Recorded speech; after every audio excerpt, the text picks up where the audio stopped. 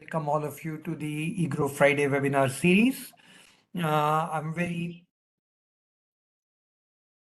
I feel very privileged to share with you.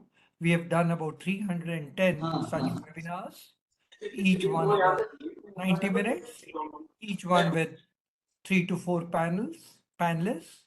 And so we feel very privileged that we have been able to generate this wealth of knowledge on all aspects of economic issues. We have done on fiscal, monetary, international economics, poverty, and we have also done on women empowerment. Under the G20 presidency, we were able to contribute 21 webinars, 10 on international economic order, and 6 on women empowerment, and 5 on climate. So we have been contributing into this knowledge base in a significant way, and we feel very privileged. We have also been we feel honored that we have attained a blend of speakers from across the world, Indians, people from abroad, speaking on topics contemporary to domestic as well as global issues. We have had 6 Nobel laureates come and participate in this series. Our objective is generally to tackle contemporary issues and bring the best minds from across the world to talk about those issues. We are near the budget season.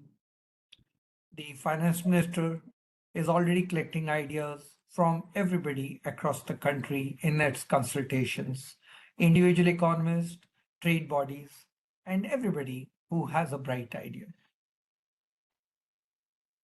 Our dear friend, and I say our because I was at the IMF myself and I've seen Anoop Singh operate there, very respected person over there.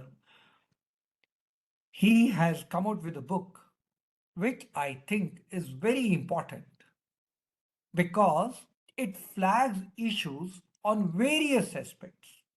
And the way he starts his book is, I think, upfront saying where the gaps are. And we people who've been working in India for long years, soiling our hand in the Reserve Bank, and Dr. Anoop Singh was special advisor to the governor of the Reserve Bank. Dr. C. Rangarajan at that time was there. We have been soiling our hands with data, and we knew that there are such huge lacunas and gaps, and therefore comparison with some of the best countries in the world like the US becomes a challenge.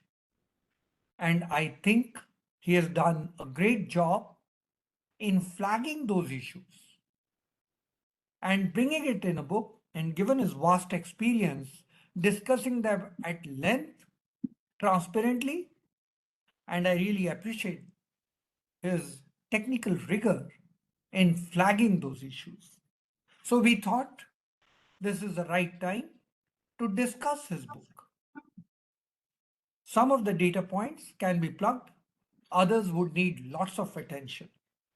Guarantees, I myself was in the Department of Debt Management in the Reserve Bank and was challenged to collect data on guarantees. Municipal corporation fiscal position, a challenge. So all those issues are so diligently brought in his book, and we thought this is the right time to discuss it. To discuss this book and get the expertise, we have invited Dr. Amar Patnaik to chair the session. Dr. Patnaik himself has a distinguished career in civil services. He served as the Indian Audit and Account Service under the Comptroller and Auditor General of India for 28 years and held the position of Principal Accountant General in Sikkim, Odisha, West Bengal, and Kerala. He has also worked on global external audit assignments with the United Nations in New York, Sudan, Uganda, and Italy, and has led India's external audit missions to various countries. He was also the member of Rajya Sabha from Odisha, representing the Biju Janata Dal. Discussant for today is Sweta Saxena. She was also at the IMF and, of course, later at the UNSCAP. She also has extensive experience with data, given her vast experience both at the IMF, UNSCAP, BIS, and also as a scholar in the university, working on various issues and having published in top journals of the world like the American Economic Review. Our other discussant is Subodh Mathur. He's a former public financial management advisor at the World Bank and the IMF. He's also former member of the Indian Civil Accounts Service, and he has about 34 years of experience in public finance, budgeting, government accounting, accounting of autonomous bodies, internal audit, financial management information system. He has worked with the United Nations, the IMF as a senior treasury advisor in Timor-Leste and Antigua and Barbados. The main speaker today, the author of the book, Anoop Singh, was also a member of the 15th Finance Commission, knows the data extensively, and when he, I'm sure, wrote the chapter on states, he had absolutely fresh experience of what is the type of databases that are available in each of the states.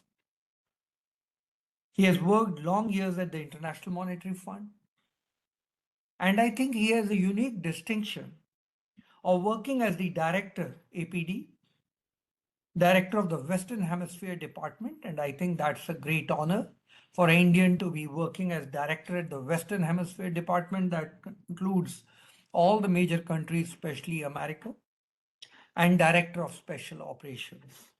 A very rich experience he brings with him. With that, I hand over the session to the chair, Dr. Amar Patnaik. Over to you, sir.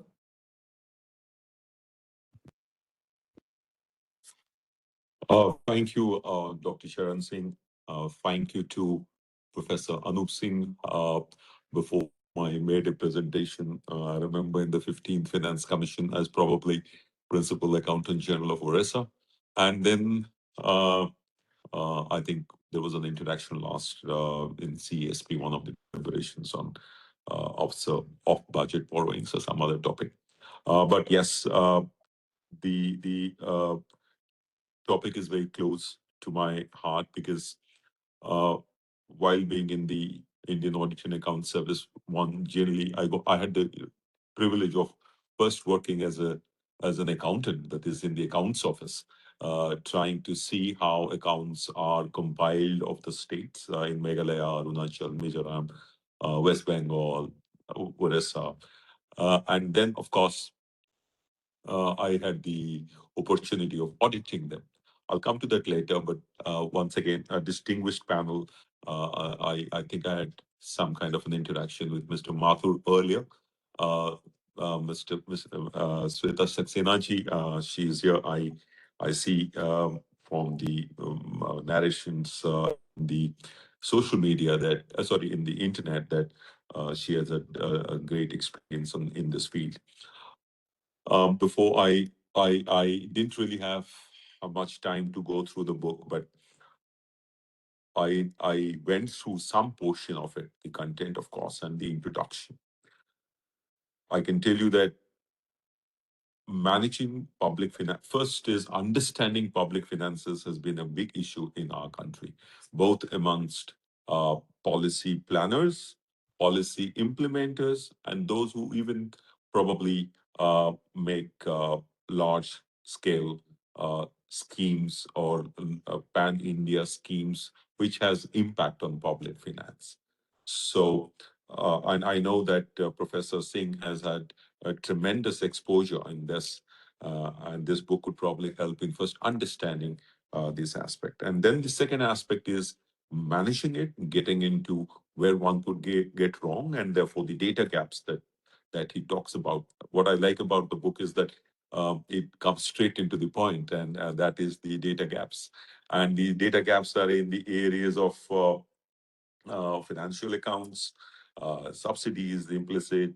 I haven't really got into details. I'm sure Professor Singh will speak about it, but I would assume that it would be talking about how subsidies are not accounted for, in particularly the implicit ones, and capital spending, particularly again at the state level, which he has flagged.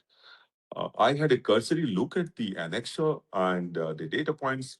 I think probably Professor Singh will clarify this, but I saw that there was a the data points belong to the period 2010 to 2018 at some places. So I was just wondering whether updated data was not available. Quite possible for the states, but at the central level, I think we are quite up to date with the financial accounts and even subsidy accounts and capital spending. Even if accounting data from the CAG or the CGA is not available, uh, budgetary data, the annual financial statements, and estimate could probably have been used. I do not know. I haven't really gone to the book, but he'll probably, throw light on this because a lot of things have changed after 2018 in these 7 years. The PFMS has improved. The nodal the floats in the system have vanished. The suspense and remittance accounts used to be a big pain in the earlier times when I used to be the accountant general, has probably come down substantially in the public accounts portion of the government accounts. Of course, as Dr. Singh said about guarantees, that has always been a problem because in our finance accounts in the CAG, of course, we just collect information, but there is no counter of it. If someone doesn't furnish information, you don't actually have that information.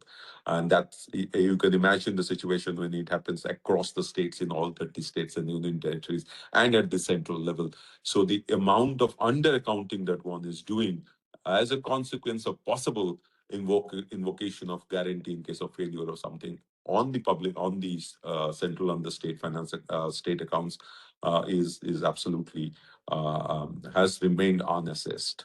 And the second chapter, which the book talks about on climate change, I think it's I think this is the most significant contribution to public finance management in that Professor Singh is making, because climate has still remained as something which is discussed in silos, discussed in or in fact, when I spoke in the parliament on this, I have spoken in parliament on the budget after the finance minister presents the budget. I think 5 years in a row from 2019, and I have seen that most of the discussion revolves around allocations under the Ministry of Forest Environment Climate Change, without realizing that climate change is something which will affect every department everywhere, and it has to be internalized to the maximum extent possible and across hierarchies.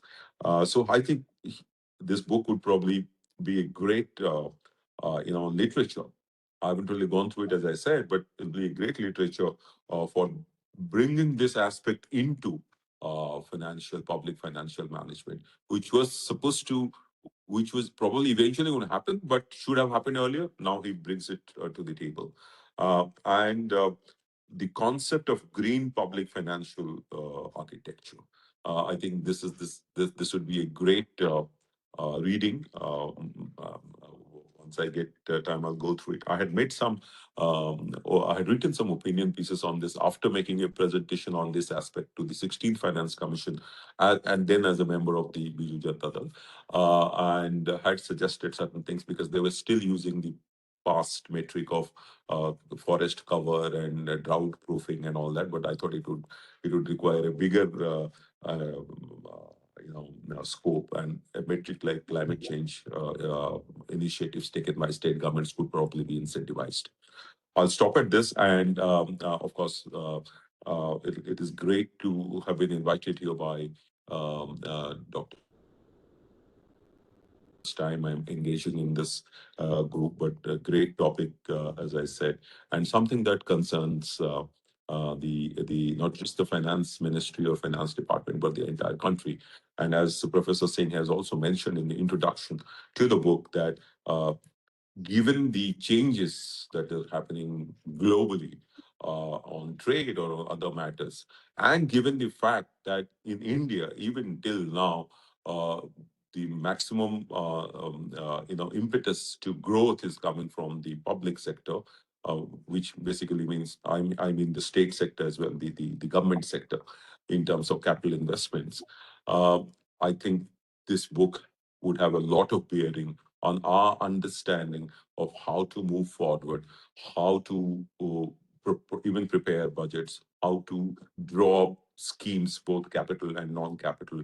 And in a way, it provides a trajectory of dealing with, the global concerns and the domestic possibilities. So thank you so much to all the panelists for joining in this conversation. Now I would probably hand it over to Professor Anoop Singh to tell us about the book. Thank you.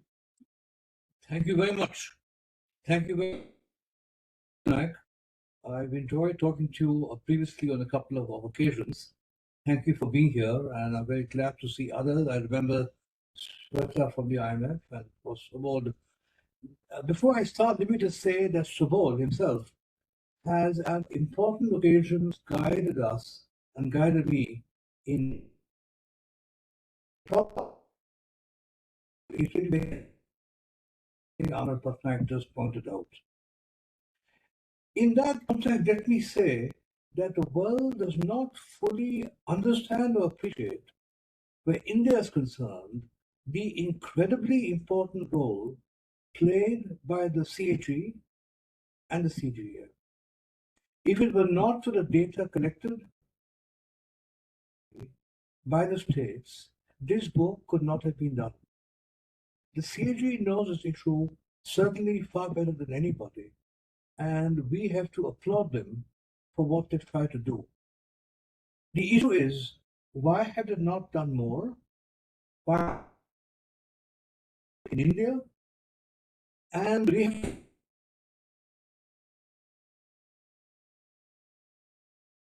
the all states in object head of his 2 years. Now, it's that the issue is global because we're seeing these issues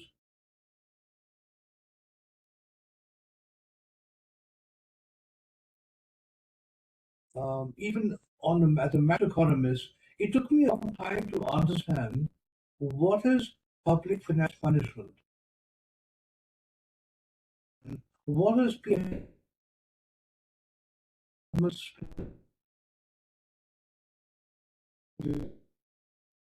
institutions, the practices, the processes that govern, collect, allocate, and monitor public funds. Unless we do this, we don't really have a sense of the effect of fiscal policy on the economy, because the effects will depend on what is being spent and where it is being spent and where it is being measured and monitored. Now, I will not talk about lots of issues. I'm very glad Dr. Chandra Singh is having this discussion. It needs to get a lot of discussion across India and in other countries too. So one issue is, why does this happen? Why are there data gaps? Data gaps is a convenient term for the problem. What I mean by data gaps is firstly that the government doesn't follow international formats in how they define data. But the problem really is that it is replete with inconsistency by states and the center in India in reporting. The reporting is also incomplete. It is incomparable across the states. The data are fragmented. Data are unavailable. And there is considerable misclassification across the states. So when you add all this up, you try to understand what is the general government fiscal position in India. You can't do it. because every state has different reports. Now, one issue is, why does it happen? And in the 15th Finance Commission, we went to every state, which was a great advantage for me to understand the process. I reached one conclusion, which may be, but that conclusion is, over time, institutions, even the IMF and others, have stressed the importance of building capacity, knowing how to report data, giving technical assistance how to report correct data. This all points to the concern and the problem being partly the lack of capacity to report data correctly. My easy conclusion is, this is wrong.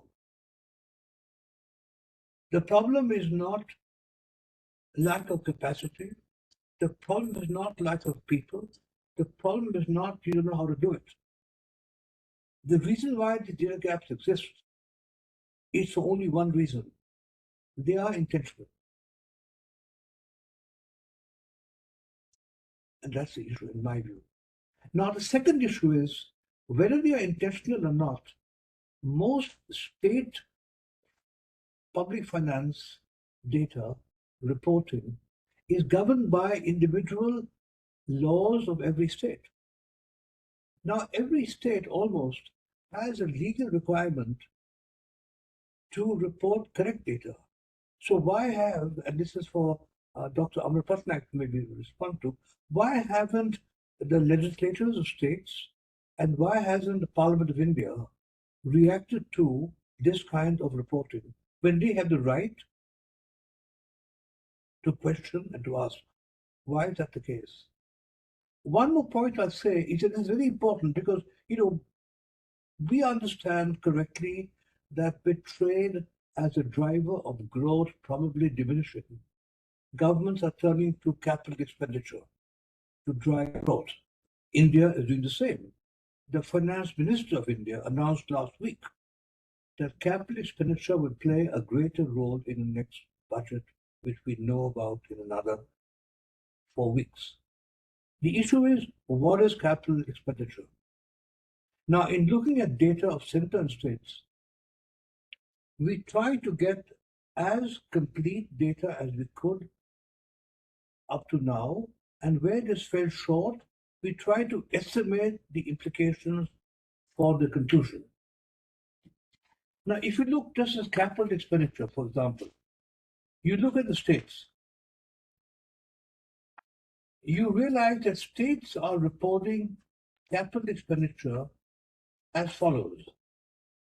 They are reporting capital spending at close to 4%, 4.5% of GDP, which may sound good. When you look at what they are reporting and what is and is not capital expenditure, certainly if you're investing in a financial asset, certainly if you're giving a loan to another state or the states, if you're investing in financial assets, this is anything but capital expenditure and cannot be reported as capital acquisition of assets. So if you adjust the states, we've done this for 6 states, the largest spending one, the actual capital expenditure of states is probably 2.3%, which is less by 2% of GDP. Now, if we did the same thing at the union level, the union reports that capital expenditure has gone up in recent years from 2%, 1.5% to 2% over the past 10 years, to well above 3% of GDP now. That is good. The question is that the case? If you adjust union spending on capital in the way I've just explained, you discover that actual capital expenditure at the union level for acquisition of physical assets, not financial, is still about 1% of GDP, and it has fallen over the last 10, 15 years. Now, you might off by 1 or 2%, so what? My answer is huge. If you're off by 2 to 3 to 4% of GDP, these are large numbers. No government could spend more than 3 to 4% in a year on an issue easily. So if you're misreporting to that extent, that has a huge implication. I'm going to end my presentation at that point. The issue really is, if I'm right that these are intentional, why are we not dealing with it? And as I said, it's not just in India, but it's across the world as well.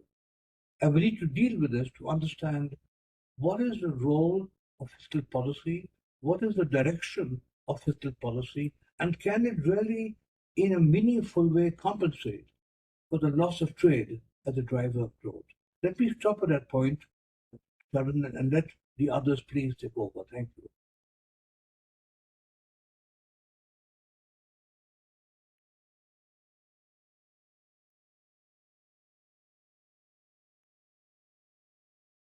Okay. So, Amar, over to you now.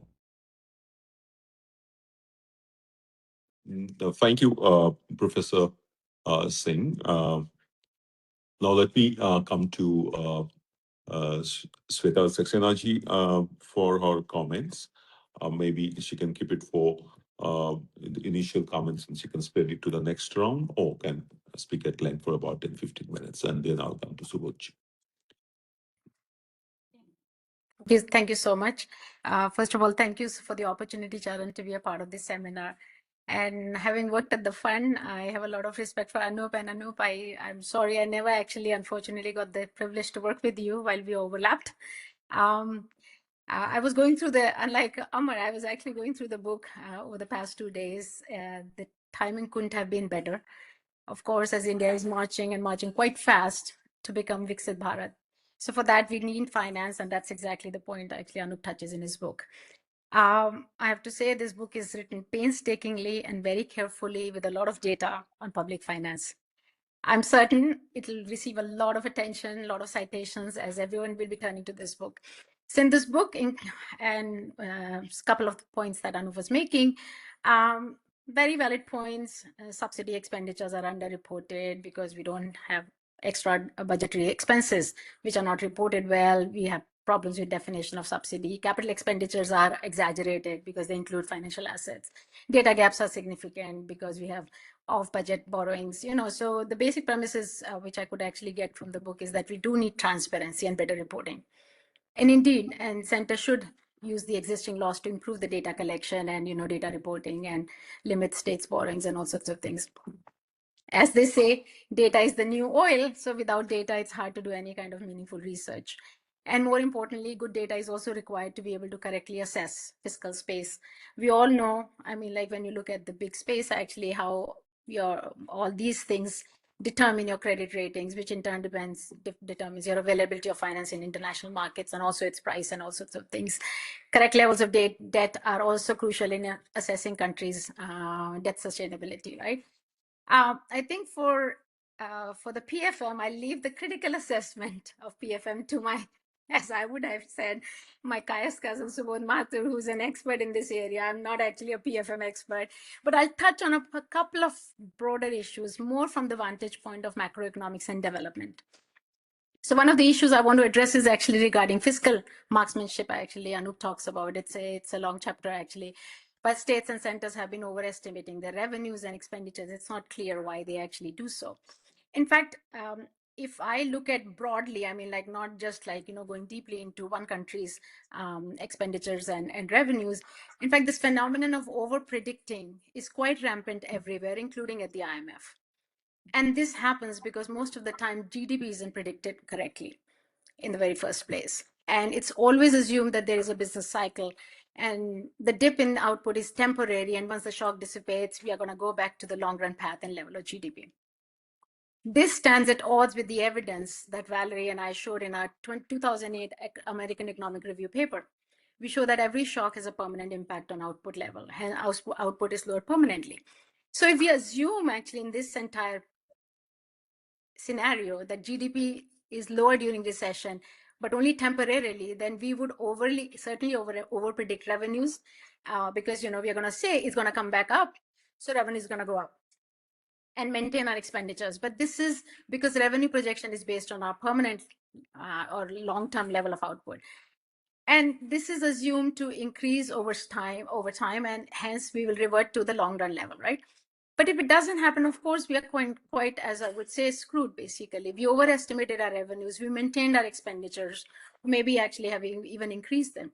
So over time, what happens when reality dawns on us and GDP does not go back to its permanent level? Of course, revenues are going to fall and deficits are going to increase. And we all know that, huge deficits cannot go on forever. So at some point, there has to be a correction and there's going to be consolidation. We showed exactly this phenomenon Valerie and I showed it in our 2017 IMF working paper, which was Booms, Crisis and Recoveries. And this error in predicting revenues and expenditures happens because we fail to take into what I call as actually the Saxena effect, a permanent lower GDP. Secondly, I wanted to just address one of the things about the role of fiscal policy and macro management. While I do agree that we do need good fiscal data for proper fiscal management, I do not for one subscribe to the view that fiscal policy needs to be mostly conservative. Okay.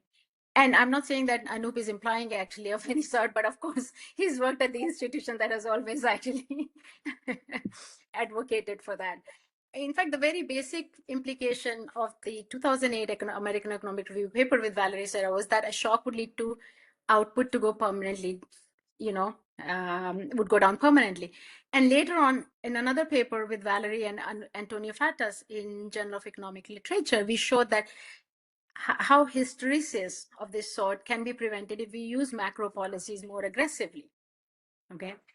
And this was precisely the result that we showed with Valerie Serra and Ugo Panizza in another paper, that while shocks have a permanent impact on output gets lower. But if you do have fiscal expansion, it helps recover some of the lost output. So in my own dealings with authorities, when I worked at from low-income countries during my tenure at the IMF, I always found that this has always been a point of contention actually with policymakers. Policymakers wanted to combat recessions with expansionary fiscal policy, but our stance as the IMF was always have restraint, save for the rainy day. And I still remember most of the time the authorities would say, it is raining now, so we need the funds now, but that wouldn't happen. But of course, everything changed. All the restraints were lifted when the developed countries faced crisis during the global financial crisis. So as economists, we know that how we actually advise countries very differently based on the GDP rankings. The very third point I wanted to make was the role of developing countries in climate change. So far, I haven't understood why developing countries most of the time are being asked and burdened with the task of dealing with climate change. I seriously don't. A phenomenon that was created by the developed world and to date is not owned by them.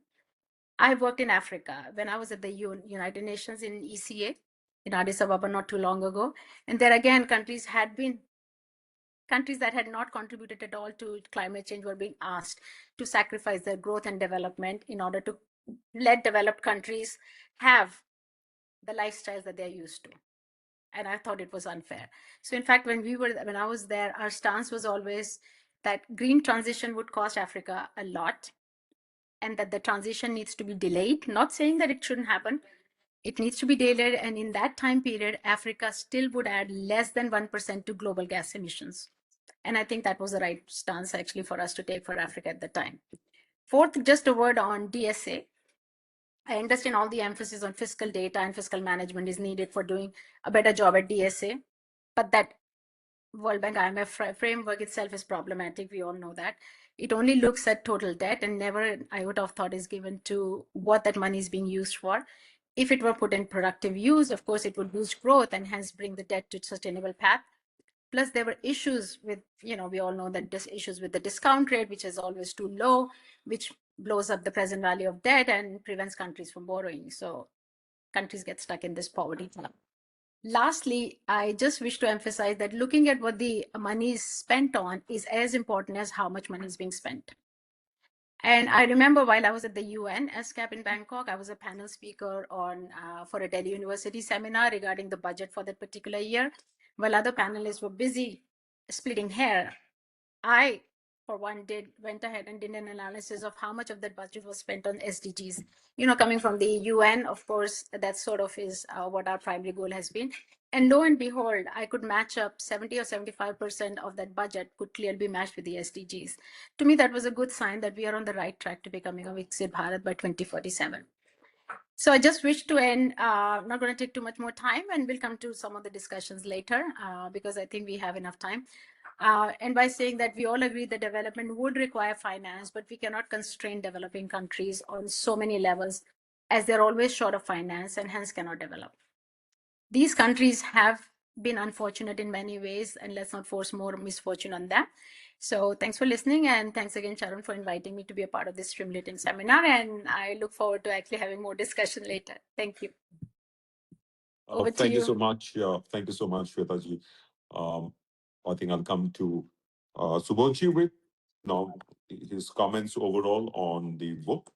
But there are 2 points on which I thought he could highlight a little more, which is on the off-budget borrowings. Now, I think I did make this point earlier, but I keep telling the finance minister that one of the most significant things that the finance minister did during the particularly troubled times of COVID is to bring the off-budget borrowings or expenditure and the borrowings both into the main consolidated fund of the subsidies on fertilizers and food, which for at least 28 years that I was in the civil services, we had always made consistently this observation in our report on the finances of the central government that huge amount of subsidy is being reported below the budget. So she brought it in and still managed to keep the fiscal deficit at the levels whatever was there, and the slide path that she followed. This is, I think, a great significant achievement as far as cleaning up the public finance of this country is concerned. I do not know about the states, but the center did this. Maybe Subodh was there at that time, so he could speak on this. The other thing is that while we are probably right, as Professor Anoop Singh said about underestimating or overestimating capital expenditure, underestimating subsidies, there are also programs, like let us say NREGS, which has now been rechristened as GRAMG Act. The emphasis has completely shifted to creating durable assets. But since we are not maintaining a double interest system of accounting, and there is no accounting of capital assets created of even smaller magnitude, it is actually not taken into capital account at all. So not that always we are overestimating. It could also be possible that you are underestimating, and the expenditure on NREGS has not been very less. It is almost at the level of 1 lakh crore, 1.5 lakh crore, which is equal to the some of the subsidies. The third point, which I thought Subodh could speak on, or Professor Singh later on, is relating to the climate chapter. So bringing climate into the narrative or the architecture of public finance management would require some kind of climate accounting, some kind of standard setting, some kind of MRV, as they say, and reporting and verification norms. Now, I think we are nowhere there, but I do not know if OECD countries are doing it. But I think the time has come. I can only tell you this much, that in Orissa, when BJD government was there, they attempted to make a climate budget. It was the first in the country. If nothing else, it could actually, uh, bring as a separate statement or series of statements the money that is being spent on climate, which I think many people can do by picking out certain schemes from these scheme heads. But most important, how much money is also coming in by way of revenue, which could be towards mitigation, which could be towards adaptation. So a climate budget could be a prescription to begin, the exercise in our country. So this is my thought. So if Subodh could speak on this, and later on, Professor Singh could be speaking on these issues. Thank you. Thank you, Dr. Patnaik. Thank you, Anoop Singh sir and Sweta madam. First of all, I'm thankful to Dr. Anoop Singh who had involved me in doing the analysis of subsidies of the capital expenditure and other things that have come out so wonderfully well in the book. So I'm quite aware of the pains that Dr. Anoop took and the team, and how much struggle we had in collating the data from the state governments, from the center, and so on. So absolutely a Herculean task, and which has resulted into the data gaps, which have come out so wonderfully well in this book. Few things on the PFM side. Let me start off on the positives. That largely, as far as the center is concerned, the fiscal deficit is essentially still on the target. Last year, I believe they had 4.8%. This year, they are targeting 4.4, 4.5. The tax collections are growing at between 7 to 9%, and so on. So on the overall fiscal space, the debt to GDP for the center is about 57% and all that. So largely the PFMs of the center is in general okay. There are a lot of challenges. I'll come to that. And some of the challenges Dr. Patnaik has already asked me to comment is on the first one is on the off-budget borrowings. I remember a lot of borrowings by the Food Corporation of India for the food subsidies were remained off budget. And the government took a decision to bring them all back onto the budget, and that was a creditable step. So a lot of transparency came in. But the challenges of off-budget borrowings, as it has come out in the book, they still persist with the state governments.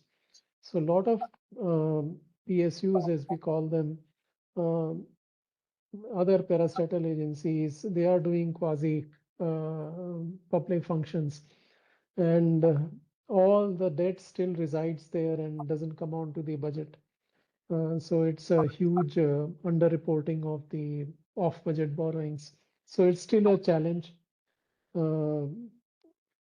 Not so much for the center, but still continues with the state governments. On the capital misreporting, I will call it the misreporting of capital expenditures. As Dr. Patnaik mentioned, that India has still not adopted the accrual system of accounting, which will have clearly distinguish between what transactions appear in the balance sheet and what transactions appear in the operation statement. So in absence of that, the historical nomenclature of what is called as the capital expenditure is getting mixed up in the investments in financial assets and investments in non-financial assets. And this is when we are doing this paper, which has come out in the book, and this is rampant across the states. Um, um, this is more of a definitional issue, um, but this clearly overstates the kind of when we are talking of investments in non-financial assets, in physical assets, I think that becomes overstated, with the result that the real investment in capital assets that becomes obfuscated, and it hampers clearly the policymakers. So that is a challenge. It can be very easily resolved by having clear definitions of what would constitute a capital expenditure and what would constitute investments in financial assets. So once this clarity is there, I'm sure lot of correct disclosures will be there both by the central government and the state governments.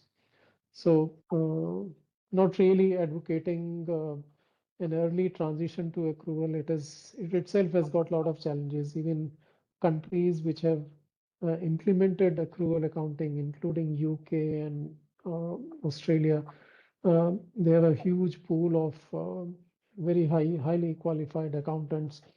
They are still struggling with a lot of disclosures, collating the information and all that. So that itself is a challenge, but I'm sure some pathway can be there where some of the accrual disclosures can be separately reported, even in the cash accounts that the center and the state governments prepare.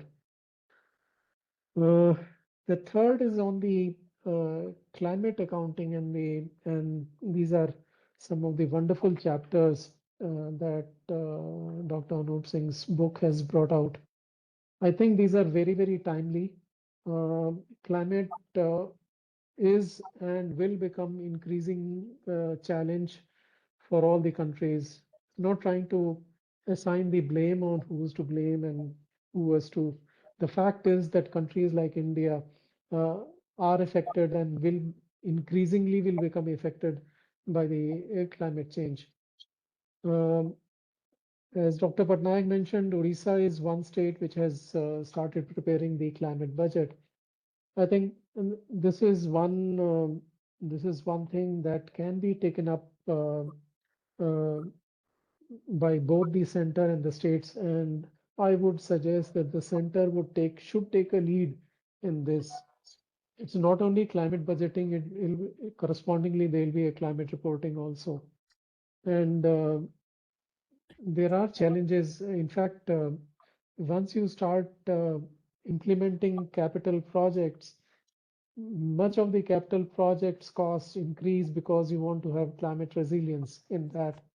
So all these things impact your budgeting, impact your reporting, impact your public investment management, and so on. So climate and environmental reporting and budgeting, I think that is very, very critical.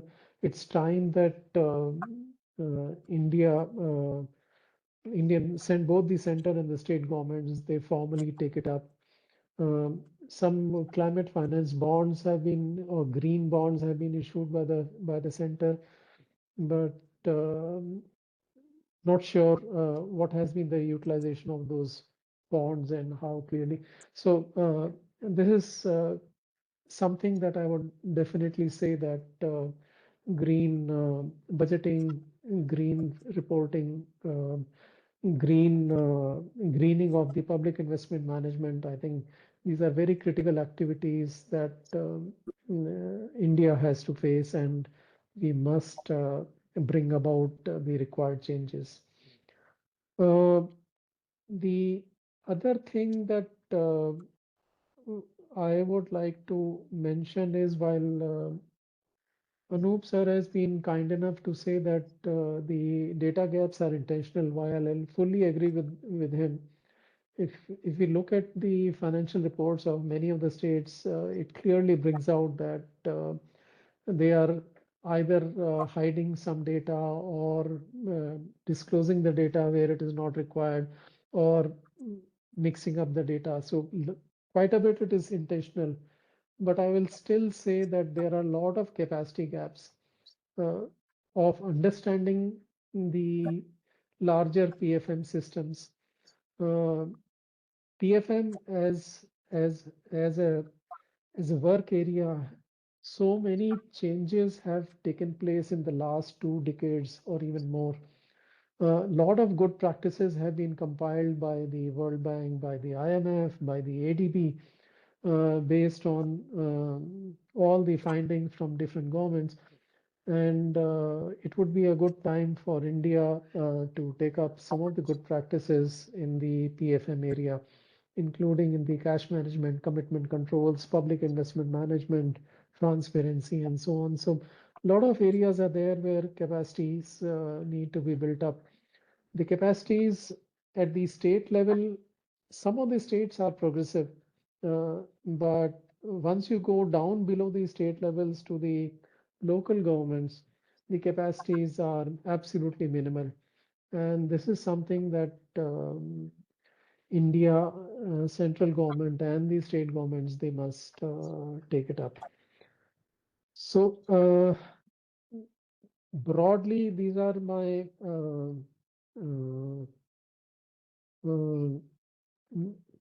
initial thoughts. Just two more things I'd like to point out. One of the big uh, changes that have taken place, at least in the central government, is digitization and of transactions. So the revenue collection on the GST, the income tax, all that has now become highly digitized.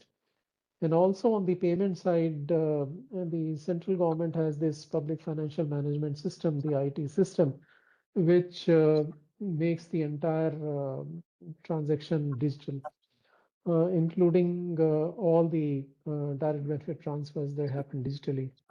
So another challenge which relates to this is the cyber security, and there are a lot of entities which would want to get into our systems, both on the tax side and on the expenditure side, on the debt side, and all that. I think this is something that we have to take care of.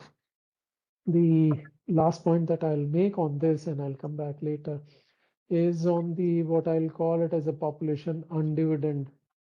I think this is a challenge for the public financial management because as we have large youth population and growing aged population, I think these will create some stress on the public finances, either as a welfare scheme for the youth or for the subsidies and support for the aged.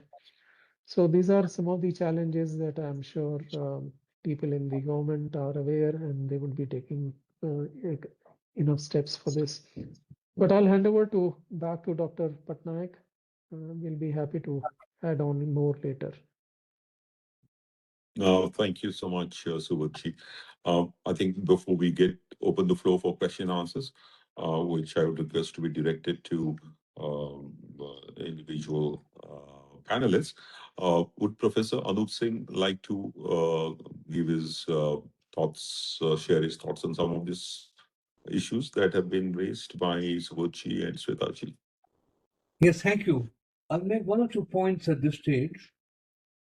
One, I want to point out something which I think is clear from the book and from my assessment, but I want to just make it clear what I have in mind. We all have views on what government should spend on. You have your view, I have my view, we all have our views. It's very, very, very important to realize that our work in this area, in the book and the numbers, stay completely away from this point. We are not getting involved in what is good or bad for India. We are not getting involved. Is subsidy spending good or bad? Is capital expenditure on A or B good or bad? We are completely staying away from that. Our position is simply one. What you cannot see, you cannot manage. So before you take a view what you should spend on, you need to know what you are spending on. Not whether it is good or bad, no. It's simply you have to see what you're spending on. What you cannot see, I repeat, you cannot manage. That's the first point. On the second point, at this stage, I'm very grateful that Dr. Patnaik brought up the issue of PFM management in terms of climate change.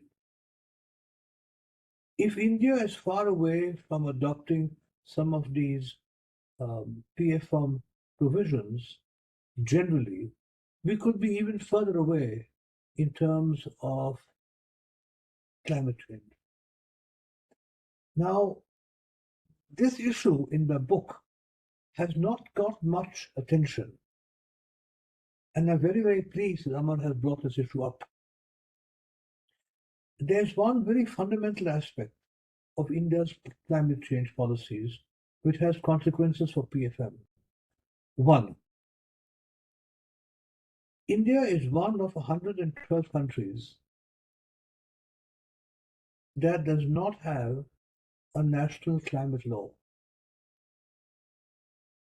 So 112 countries do, India does not.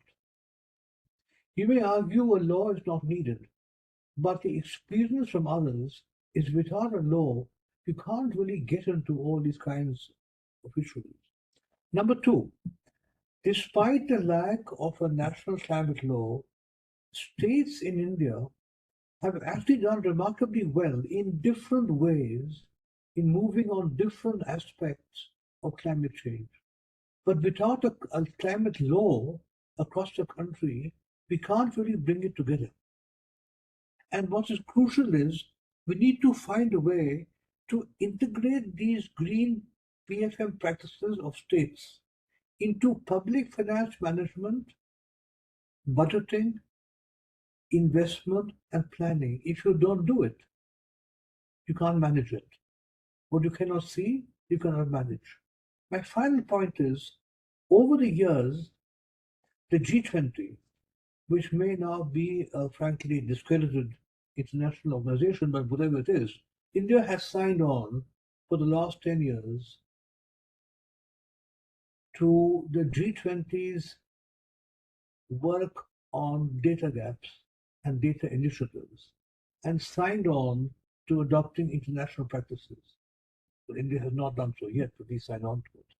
Now, as of last year, the G20 has expanded its data initiative to expand its work into climate budgeting, climate tracking, and bringing climate expenditures, assessments, and monitoring into broader economic statistics. They have said countries need to do this. So I would say it's very important to realize, even given where our PFM system is, since the states are making so much progress in individual climate change categories, we need to find a way now to bring this into our fiscal policy. Those are my points for now, and I'll give it back to you, Dr. Patnaik. Thank you. Thank you, Professor Singh. Dr. Charan Singh, shall I open it for question answers, or you Yes, think you have time for? yes, we have time for question answers. And if you permit me, I have a couple of thoughts to share. Oh, sure, of course. And there are quite a few questions in our chat box, which the panelist or Dr. Anoop may like to dwell upon. But my first observation was, having worked in the Reserve Bank for many years and on the state finances, as the director of the fiscal policy, the debt management part, and the two different departments that are there in the Reserve Bank, I can tell you that there is a huge gap in capacity. So, and you are from the Indian Audit Account Service, and you probably also have a very similar experience.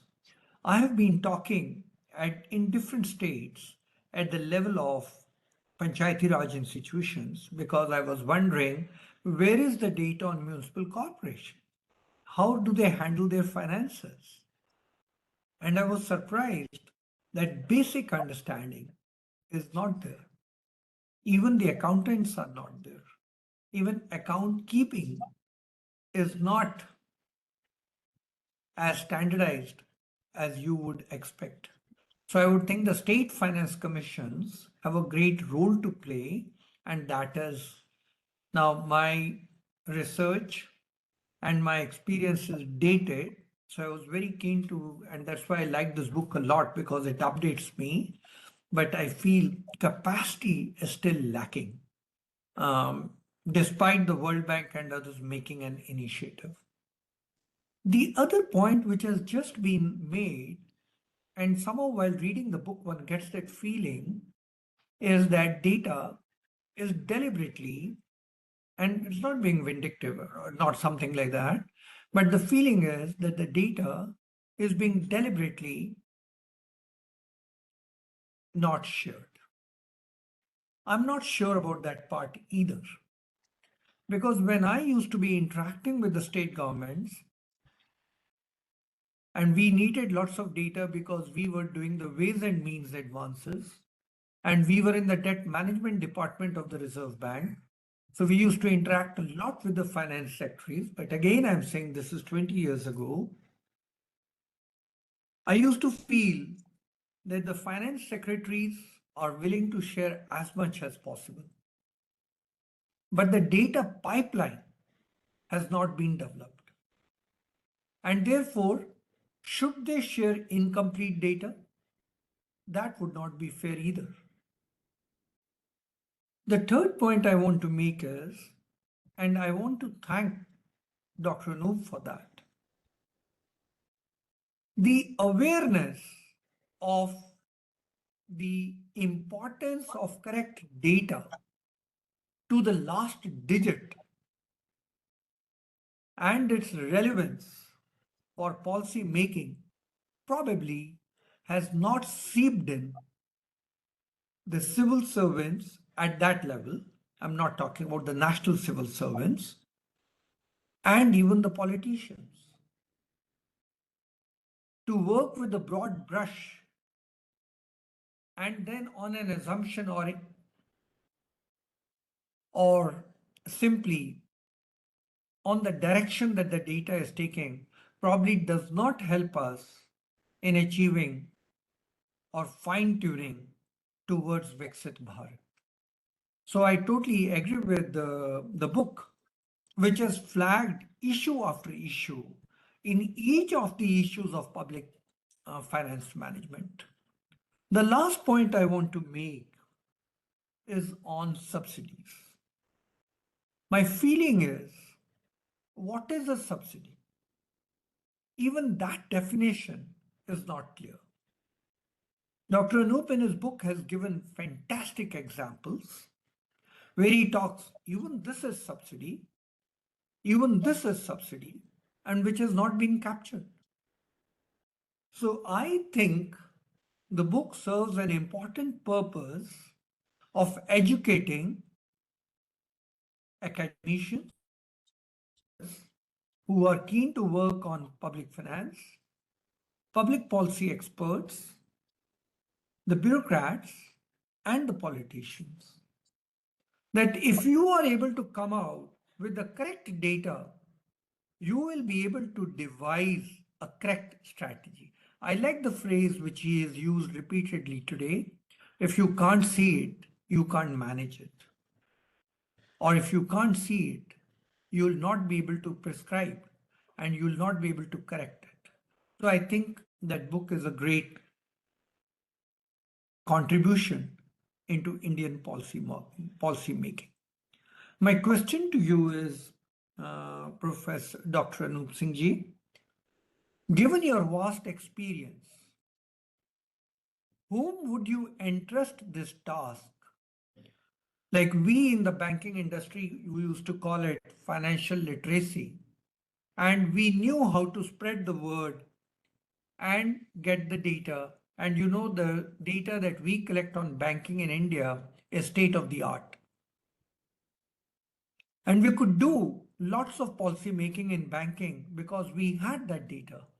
Even before the bank management would know something is happening, the Reserve Bank knew that in that bank and in that region, something is going wrong because of the data flow that we had perfected in the Reserve Bank on the financial sector. So my question to you is, you've been in the Finance Commission, you've been at the helm of affairs at the IMF, so you've been into countries extensively. Whom would you assign this task of spreading, if I can coin that term, fiscal literacy in terms of data collection? Thank you so much. All right. So shall I respond now to a few of these points? Yeah, please. Yes. Okay. These are very important points. And a central point is that because the states are involved in this, whatever happens, whatever is done, has to be done in consultation with the states. That is a crucial part of this. Now, Dr. Chansi has raised all kinds of issues which I won't be able to answer now, but each one is very important. Let me try to respond to some of them by giving some kind of answers. First is this is a practice across the states of India, this problem of data gap. Is it intentional? Is it not? Now, one way to answer that question is recognize that there is probably only one state. There's probably only one state in India that, at least until recently, has never had data gaps. There is one state that, at least until last year, has had no significant data gaps. And the issue is, how is it and why is it that one state could do it in a normal way? It's important to recognize that, because when you answer that question, you will understand perhaps why the others are doing it. Number two, local bodies. They must be part of this, but India has already internationally committed to bringing data of local bodies into the general government. And is there a problem of capacity at the local governments? Is that why we can't do it? Again, my answer is no. I don't think so. Why do I say that? When there must be some capacity problem. If there is a capacity problem, it is probably intentional too. That's number one. In one state, another state I will not also mention in this discussion, is an important state with important urban areas in India. And why is it that they were not collecting property tax? It was a mystery. So we went around in that state and asked, why is this? Then we discovered something which nobody knew about, at least not as far as I know. And that was property taxes were imposed, the fines were added every year for non-payment. And then after 5 years, all fines, payments, etc. were written off 100%. Would you pay your property tax in that situation? Is it lack of capacity? It's not. So this is one state. So if you go state by state, you get to realize, in my view, that much or all of this must be intentional. Otherwise, it couldn't happen. And finally, who should be the one doing this? There's no doubt that the then Finance Secretary 2 years ago moved very vigorously in the area of controlling the off budgets of states. That was the first time the central government had taken incredible, precise action with states. So he knew what the problem is. Now, he could do it to some extent. It probably also shows that the central government cannot do the whole thing. Because for the central government to now impose this on the states is going to lead to difficulties in almost every state. So he tried, he did a great job, but can this be done more intensively? My final point is that, well, there are many institutions that we have that deal with the states, and why can't they be used? I don't know the answer. What I do know is the CAG is an institution that can do it. It is not well known, and I did not even know this until a few years ago, that there's Article 150 of the Constitution that gives the CAG the legal mandate to instruct the states via the President of India to report data in a certain way. They have the legal constitutional right if they use Article 150. What they've tried to do instead recently, like last month, is issue a kind of diktat to states to classify expenditures, at least in a certain way, in the next 2 years. So they are moving in this direction. You may ask, Anoop, don't be impressed by this. And I'll say, why not? And you might answer, well, didn't you read the Sundarmurti report of the CAG in probably 2009 or 2010? It made this point. We are now in 2025. So I'm saying the CAG, I think, has the legal right. Beyond that, it needs a political process to unfold. So those are my answers to some of your questions. Thank you.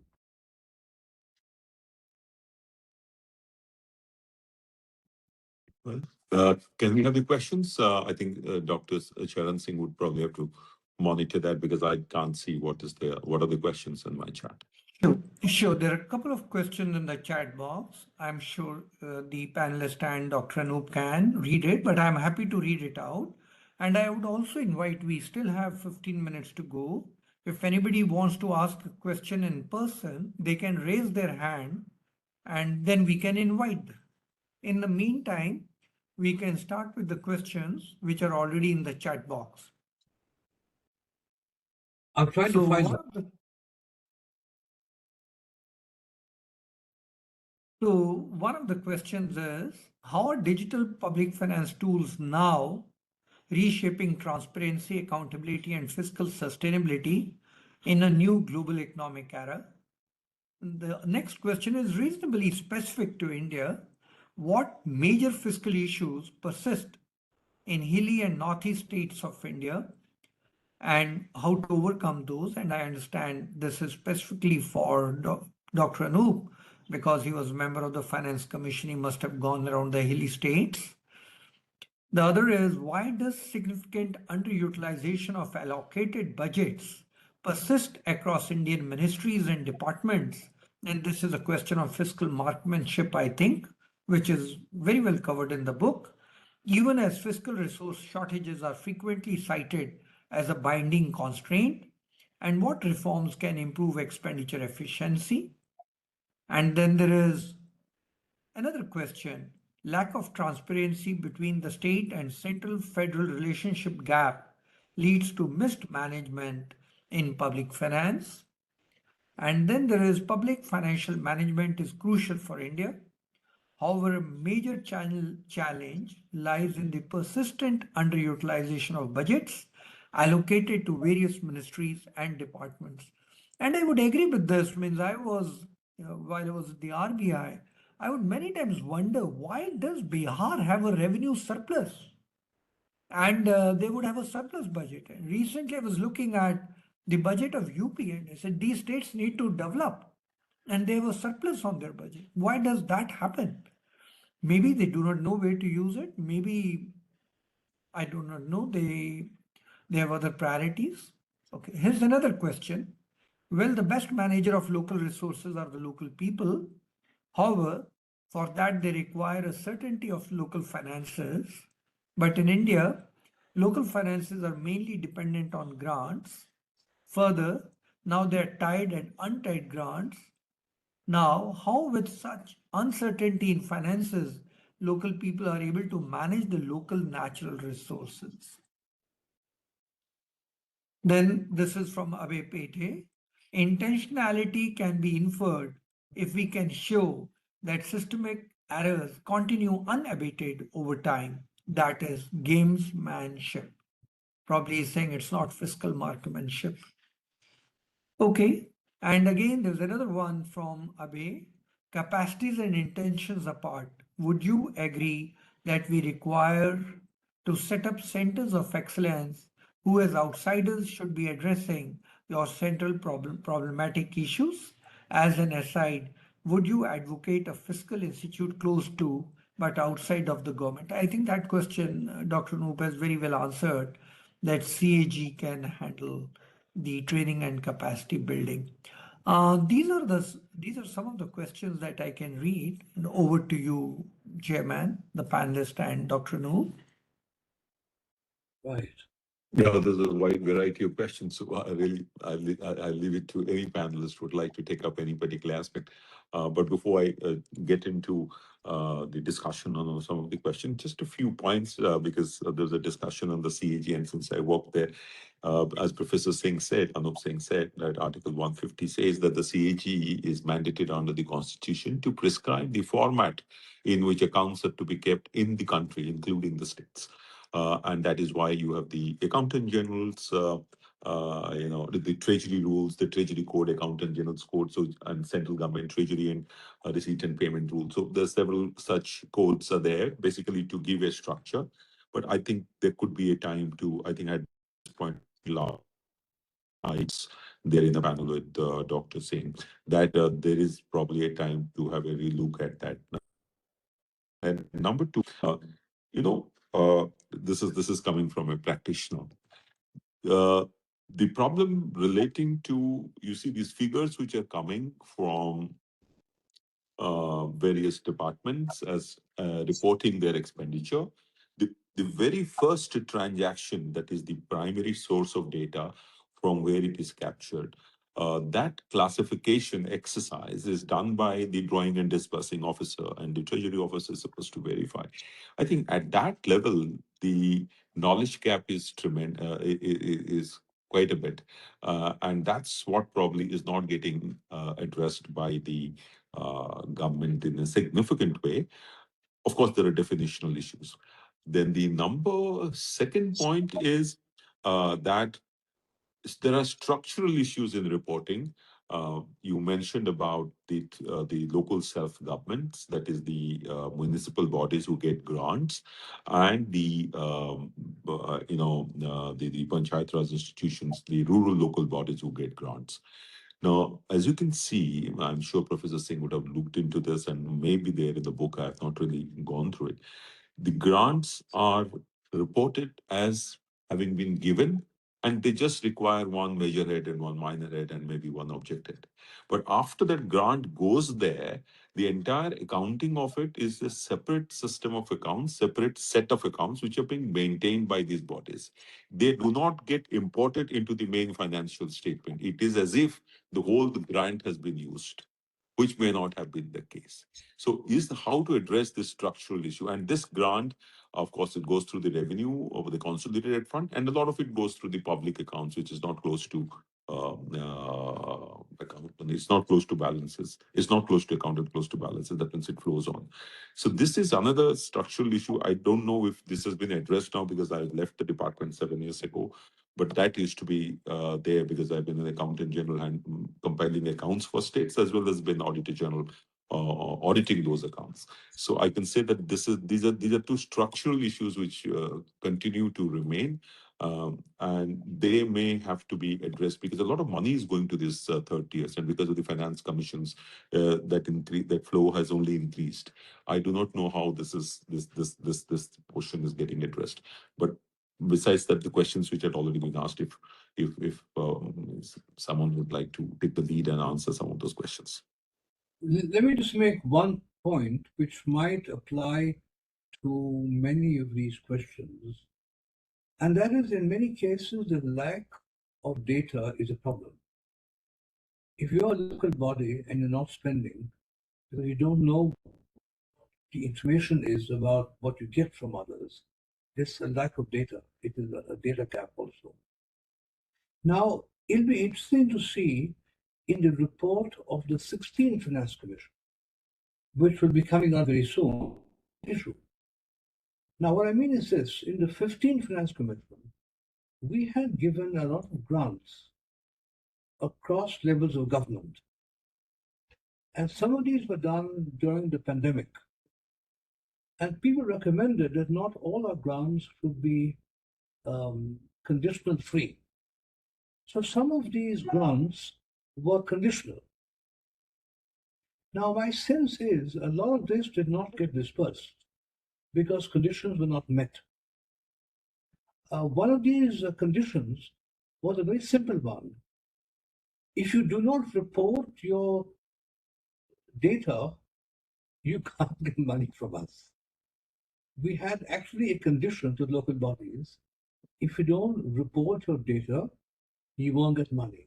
And I think many local bodies did not report their data. So the issue of non-reporting is a major issue across India. I will make one more point on the underspending. It won't be a direct answer, but it'll be an indirect answer. What is not very well known, but is common internationally, is when a government reports capital expenditure, what does it have to do? If a government reports capital expenditure for 26-27 coming up next year, the general international rule is if it is capital expenditure in your current budget year, you have equally and immediately to report that same project spending for the next 5 years and its financing. We generally don't do this, although this is a rule, because if you're spending on capital expenditure and acquisition of an asset, the world needs to know, is this 1 year? Is this 5 years? If it is 5 years, how do you finance it? And therefore, we're not following that either. So I'm saying the lack of data is a major issue across categories. Now, I haven't answered all the questions, but maybe Subodh can answer some specifically. Thank you. Thank you, sir. Let me answer some of the questions. One of the question is on the major fiscal issue for the Northeast and East states. I'll just answer in one line: lack of their own revenue resources. I think that is their major challenge. The second question is on now that we have digital PFM tools. Yes, because we have digital tools, including for the tax, for the GST, for the e-invoice, uh, including the PFMS, it has resulted in huge transparency across within the government and even for other stakeholders. So lot of data is now there uh, for the use of the government. So it has definitely impacted. And also, let me add that I think something that Dr. Patnaik mentioned in his opening remarks, that the central government has implemented the Treasury single account and the state nodal accounts, with the result that a lot of float which was there in the system, central and state funds which are sitting idle in the banks, they have been reduced, and now we have just in time kind of payments. So it clearly impacts the fiscal position positively, both for the center and the states. Uh, um, I'll just elaborate on just 2 lines on what Anoop sir has said on underutilization. While we do have medium-term budgets, they are more as a compliance rather than the clear stability of the projections, fiscal projections. Many of the developed countries, when they prepare a medium-term budget, the line ministries and departments, they are quite confident that that is the kind of outlay they will be getting in the outer years. I think this is something that India would need to focus on having a proper utilization of the budget. The second important thing is many of the countries mandate that their capital expenditures will be reported project by project as a supplement to the budget. Even countries like Maldives used to do it. This year only this year they have stopped doing it. But if you have clear idea of what are you going to spend, at least on the capital projects, year by year, based on the capital project that you have already approved and those are in the pipeline, the revenue portion is more or less stable. You know what you're going to spend on salaries, wages, interest payments, and all that. So I think that is something that it will be important for having the proper utilization of the budget compiled with the proper pre-project management of capital projects. Many times the capital projects start getting implemented only after the budget provision is there. The better practices are that all that activity should be done prior to the budgeting and all that. So that is something that can be improved. Uh, just one more point. I think somebody had asked Center of Excellence and Center Fiscal Institute. I think there are a lot of excellent um, economic and financial institutes all over India, including within the Delhi and NCR, which do actually provide a lot of inputs to the government. Um, uh, so it's so I don't think we lack that input in the government of not having good inputs from these highly specialized technical institutes. So they are there. Just that some countries have set up fiscal councils, as they are called, which look into the overall macroeconomic framework for the government from the outside and the advice. So that is something that is for the government to consider whether or not. I'll hand over to uh, Madam Sweta if she wants to add on. Thanks, Subodh. Actually, no, I don't have anything yet to add, but I also have always wondered about something that Charan was asking about, underutilization of resources. Actually, why can't whatever is allocated?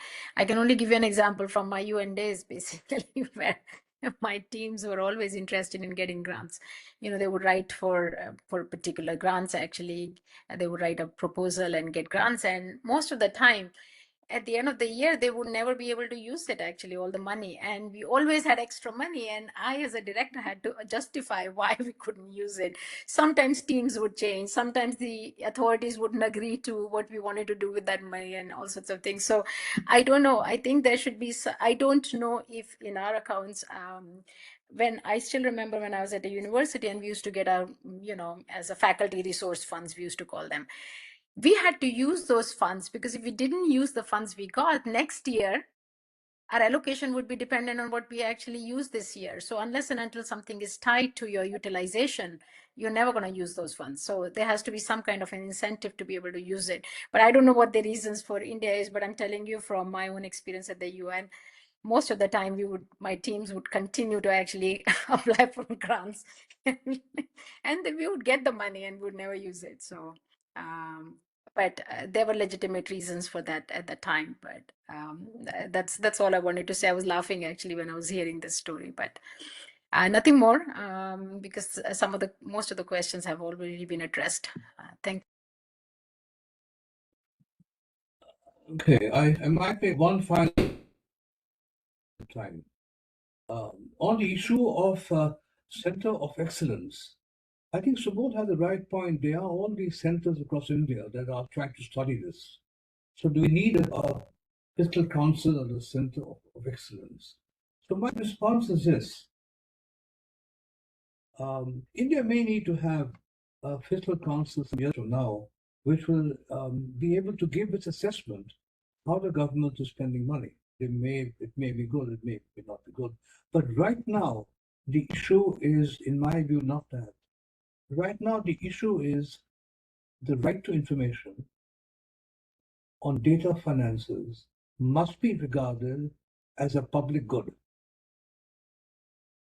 Everyone needs to have information on what the tax money is being spent on.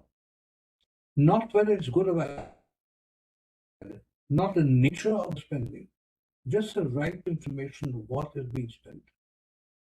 And there needs to be perhaps not in the CAG or something can be done to establish a institution on fiscal transparency. The issue is fiscal transparency, and can the CAG do it? And based on that experience, India needs to decide if yes, that is good. If not, then how do we do it? Do we need to have another council of all states coming together? But we need to have fiscal transparency as a public good recognized in India. That's my final point.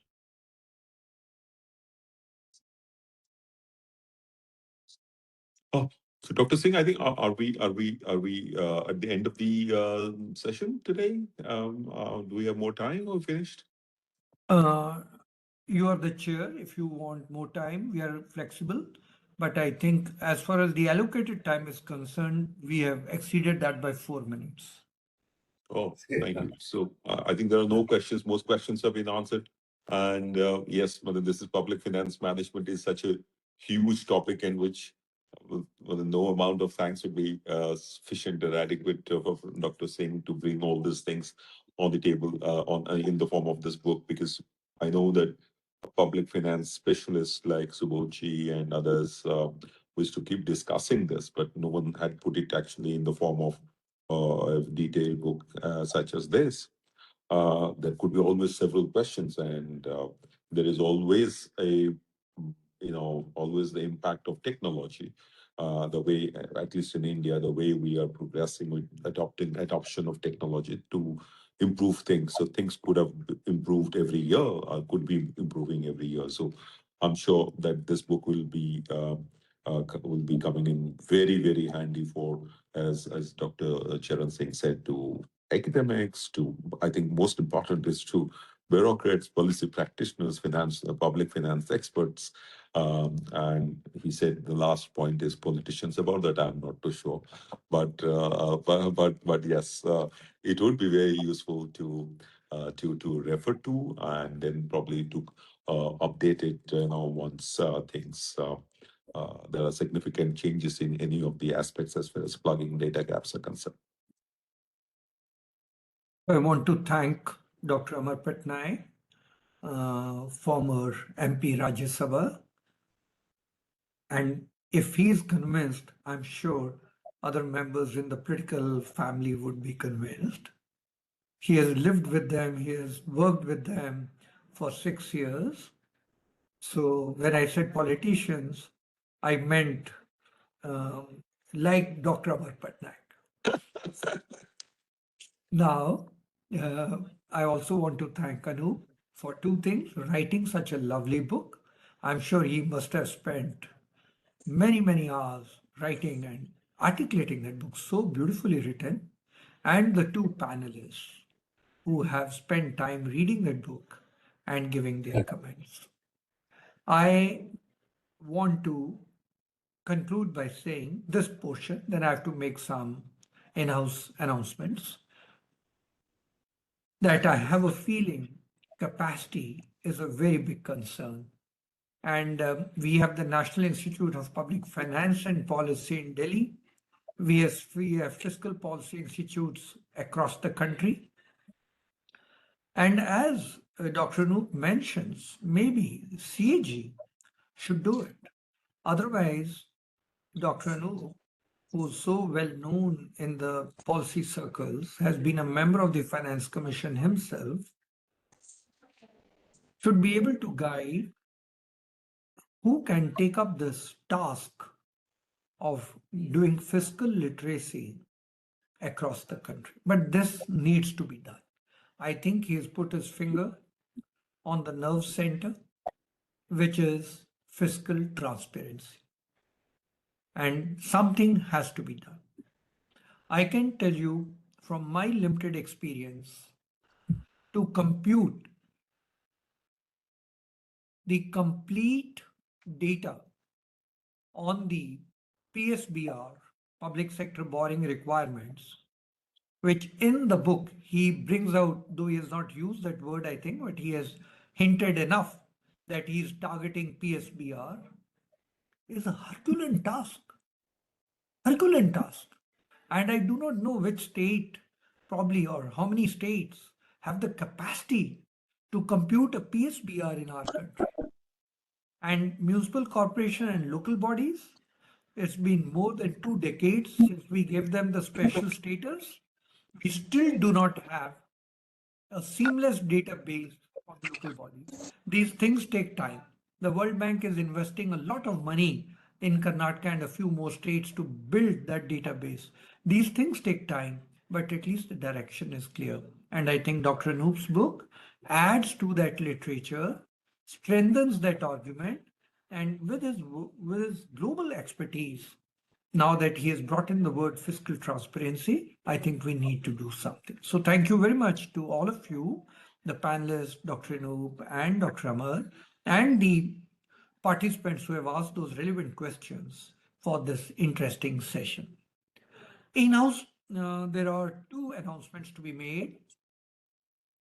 The first one is next week we continue with our discussions exactly like this, a panel discussion. And next week we are doing on Indo-German economic relations, which is January 2. You would have been just fresh from the New Year celebrations. And we will talk about Indo-German economic relations. I think so much to learn from Germany, especially the MSMEs sector. So please join us in that. We are a month away from the union budget. So next week, we at EGROW are scheduling 2 webinars on the union budget, where we'll be covering in one webinar 90 minutes, various states, and in the other webinar, various themes. So what should be in terms of debt management, or in terms of MSMEs, or in terms of industry or agriculture or tourism.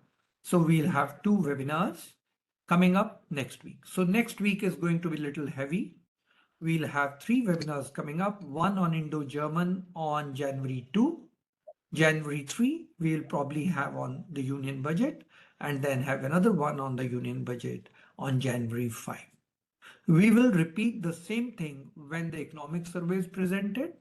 On the day of the economic survey, we will have experts before you go to the TV channels. We will have experts to talk about the economic survey. And on the day of the union budget, we will have experts analyze the union budget. So the month of January, February is going to be very interesting. We would request you to kindly pencil in your calendar these events. With that, once again, thanks to all. Thanks to Dr. Anoop, the chair, and the panelists and the participants. Have a great weekend and look forward to meeting you in the new year. Thank you. Always a pleasure. Thank you. Thanks, Thanks, Trevor. sir. Thank you, sir. Thank you. Bye-bye.